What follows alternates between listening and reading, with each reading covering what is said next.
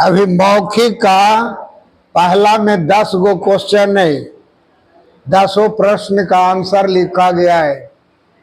आप 10 को देखो कि सब हमको समझ में आ रहा है कि नहीं, उसका माने हिंदी आ रहा है कि नहीं। नहीं आ रहा तो लाइन लाइन हम सब समझाते हैं। अभी कोई लड़का लड़की ऐसा न रहे कि जिसको पहला पार्ट का सब क्वेश्चन आंसर ना आवे।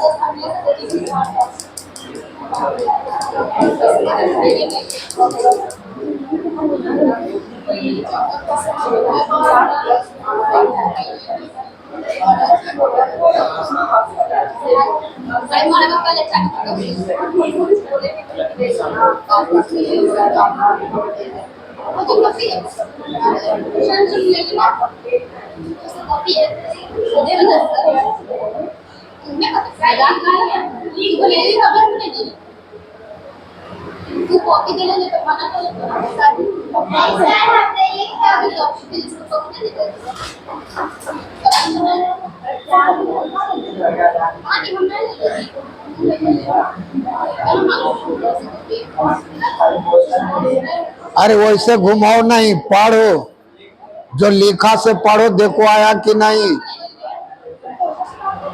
खाली घुमावे से नहीं होगा कलम को।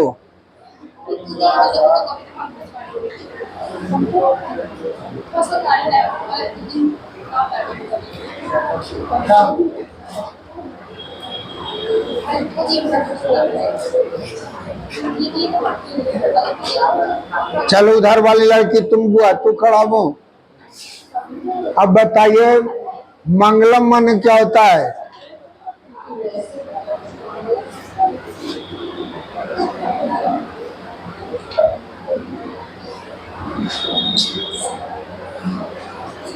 अरे पाठ का नाम मंगलम है ना, कल बताए न है? कल्याणकारी, कल्याण, मंगलम माने कल्याण होता है, कल्याणकारी होता है। फिर लिखा हुआ है एक पदेन उत्तरम बदता। उस एक पदेन माने क्या होता है? वही होता है, एक पद में होता है ना बुआ।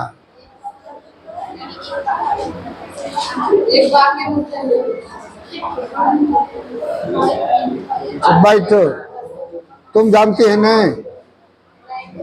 बढ़िया है, लिख लिया। अब नहीं जानते हैं अपना बैठल है।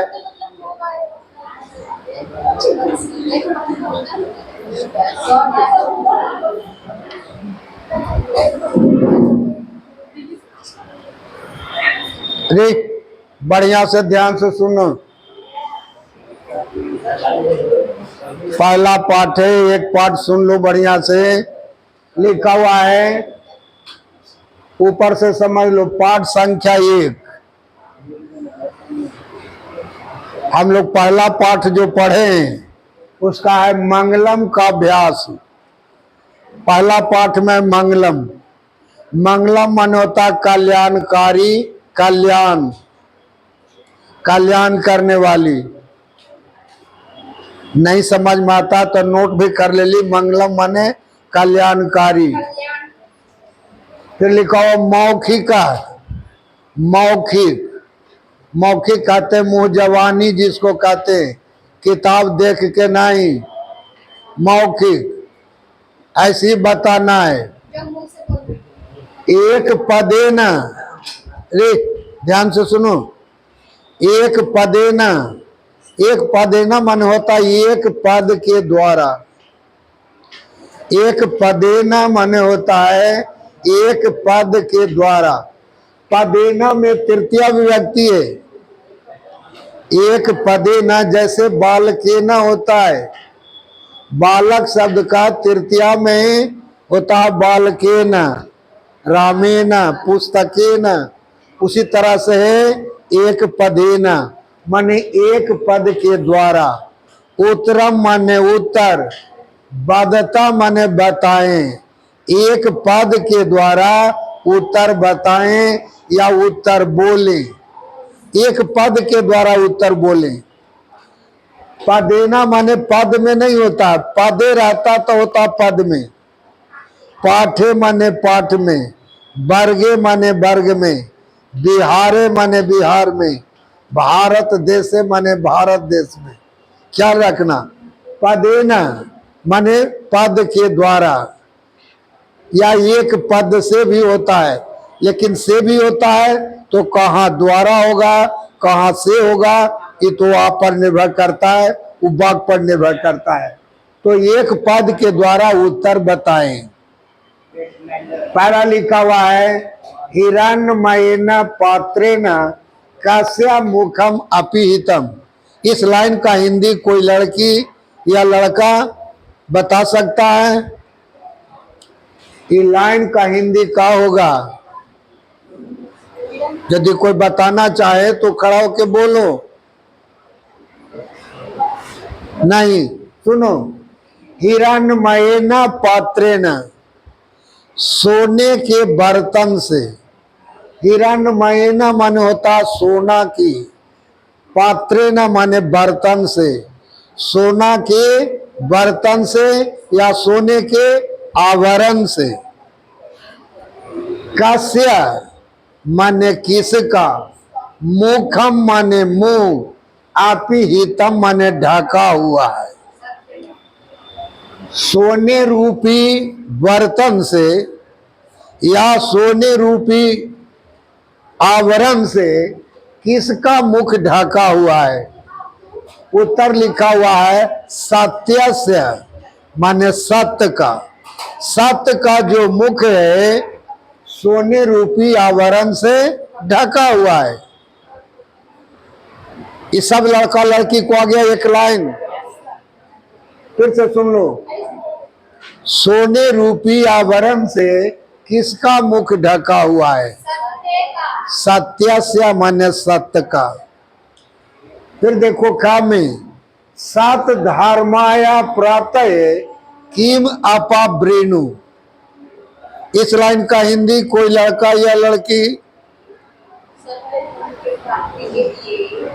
मन में सोचो और यदि आता है तो खड़ा होके बोलिए, बहन बुन मत करिए।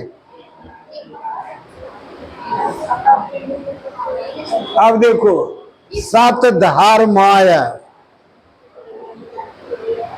सत धर्माया, सत धर्म के लिए। जैसे बालकाया माने लड़का के लिए, गणेशाया गणेश जी के लिए, शिवाया शिव जी के लिए, रामाया राम जी के लिए। तो सत धर्माया सत धर्म के लिए। प्राप्त प्राप्त करने के लिए, किम माने क्या, आपा ब्रेनु माने हटा दे। सात धर्म की प्राप्ति के लिए क्या हटा दे? कहता हिरण्मयम पात्रम। हिरण्मयम माने होता है सोना, अपात्रम माने बर्तन। सोने के बर्तन को आप हटा दे। सोना का बर्तन के मतलब जो मोह माया जंजाल है, वो जब तक तुम छोड़ोगे नहीं तब तक सत धर्म की प्राप्ति होगी नहीं। सत धर्म की प्राप्ति के लिए तो हमें मोह माया रूपी जो जंजाल है उसको हटाना पड़ेगा। तो खा में बताया जा रहा है कि सत धर्म की प्राप्ति के लिए क्या हटा दे? तो हिरण्मयम पात्रम, सोने रूपी आवरण को, जो सोने रूपी आवरण से ढका हुआ है उसको हटा दे। आई सोने रूपी आवरण माने नहीं, हिरण्मय न माने हो गया मोह माया रूपी जंजाल से। इस संसार में मोह माया जो जंजाल है उसी को स्वर्णमयम पात्रम कहा गया यहाँ, समझा? इसलिए सत धर्म की प्राप्ति के लिए हिरण्मय रूपी जो पात्र है, आवरण है, उसको हटा दे। फिर है ब्राह्मण मुखम के न आच्छादितम अस्ति। ब्राह्मण मुखम, ईश्वर का मुख, ब्रह्म का मुख, के न माने किससे या किसके द्वारा, आच्छादितम अस्ति ढका हुआ है। जो ब्रह्म का मुख है ईश्वर का, वो किसके द्वारा ढका हुआ है? तो हिरण्मय न पात्रे न, सोने रूपी आवरण से ढका हुआ है। हिरण्मय न पात्रे न माने सोने रूपी आवरण से ढका हुआ। अच्छा, बोल रहे हैं से समझ में आ रहा है जी? अब आगे देखो, लिखा हुआ महतो महियान का। महतो, महतो माने ये महता है, महता वही ओकार होले, महतो होले। महतो महियान का, महता माने होता बड़ा। बड़ा से भी बड़ा कौन है? आत्मा। जो हमारे शरीर में, हृदय में जो आत्मा है, आत्मा माने बोली। ये जो बोली बोलते हैं इसी को आत्मा समझिए, सबके हृदय में है। ये जखनी बोली बंद हो गया आदमी खत्म हो गया। जब तक बोली है तब तक प्राणी है। और आए सोया हुआ रहता तो मरा हुआ आदमी है। कोई भी आदमी सोया हुआ तो सोया तो मरा हुआ है। वो कहाँ रात भर रहता से तो तुम ही सोच सकती होगी। कभी कभी लगता हो कि हम लंदन पहुंचे हैं, कलकत्ता पहुंचे हैं, दिल्ली पहुंचे हुए हैं, और है घर है, आप सज्जा पर पड़े हुए हैं, पलंग पर सोए हुए हैं। आए सपना में तो कहाँ, अधनिंदे जिसको कहते हैं, वह स्वप्न में वो आदमी बिल्कुल कहाँ रहता से तो आप ही सोते होंगे। और आप छोड़िए उसको। अब यहाँ देखो बुहारे, बोलो नहीं, ध्यान से सुनिए। कहता है महतो महियान का, बड़ा से बड़ा क्या है? आत्मा। आनोह अनियान का, सूक्ष्म से भी सूक्ष्म कौन है? सूक्ष्म माने छोटा, छोटा से भी छोटा, वो आत्मा। आत्मा है जो बड़ा से बड़ा रूप में भी है, छोटा से छोटा भी, दिखाई नहीं पड़ता। पृथ्व्यादे महत परिमाण युक्तात् पदार्थात मात्रा का। पृथ्वी पर बड़ा से बड़ा, पदार्थों से भी बड़ा कौन है? आत्मा। आत्मा। कीदृश पुरुष, कीदृश माने किस प्रकार का, पुरुषा माने पुरुष, कैसा पुरुष या किस तरह का पुरुष, निज इंद्रिय प्रसादात अपने इंद्रियों के प्रभाव से, आत्मान अपने को, महिमानम पश्यति अपने महिमा को देखता है, शोक रहित भक्ति अशोक रहित होता है। कैसा पुरुष? विद्वान पुरुष। जो विद्वान पुरुष होते हैं, जो जानकार होते हैं, जो बिल्कुल जानकार हैं, वो ही सारी बातों को समझ सकते हैं अपनी आत्मा के बारे में। तो कैसा पुरुष?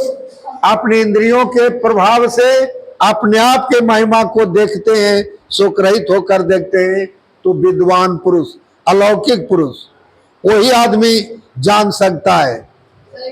किम जयम प्राप्नोति, किम